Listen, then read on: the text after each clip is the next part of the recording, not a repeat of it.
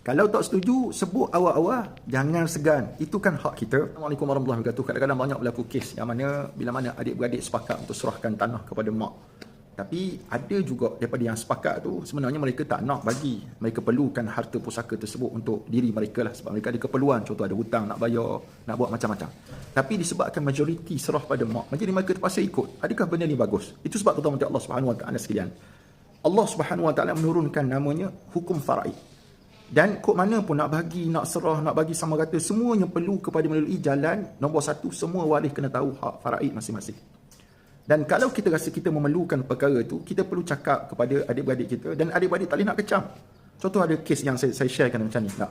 Contoh dia memang nak pakai duit, 2-3 orang lagi memang nak pakai duit. Tak? Jadi tapi terpaksa follow majoriti yang nak serah tanah kepada ibu, akhirnya mereka terpaksa mendiamkan diri. Pada masa yang sama, hati mereka rasa tak puas hati. Ataupun hati mereka rasa tak ikhlas. Jadi nasihat saya kepada tuan-tuan yang dirahmati Allah, adik-beradik sekalian, tuan-tuan puan-puan yang dirahmati Allah Subhanahu Wa Taala, kalau kita nak buat sesuatu perkara, fikir betul-betul dan bincang betul-betul, dan kalau kita tidak setuju, kita cakap tak setuju. Dan sebab dari sudut pemberian harta kepada seorang saja, mesti kena mendapat keizinan daripada semua ahli waris.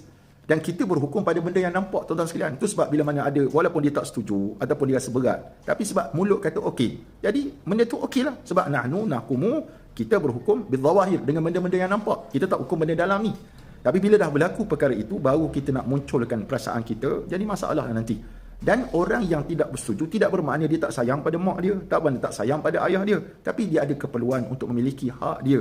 Maka kita serahkan hak dia, dan yang setuju untuk bagilah.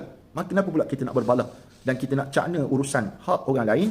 Sedang kita cakna hak urusan kita sendiri, biarlah urusan orang lain dia nak hak dia, maka kita berikan. Jadi hati-hati tuan-tuan sekalian. Kalau tidak setuju, kalau kita tidak puas hati, kita cakap segera supaya dia tidak berlanjutan dan kita memendam perasaan sampai kita mati. Jadi masalah pula nanti. Wallahu a'lamu bissawab.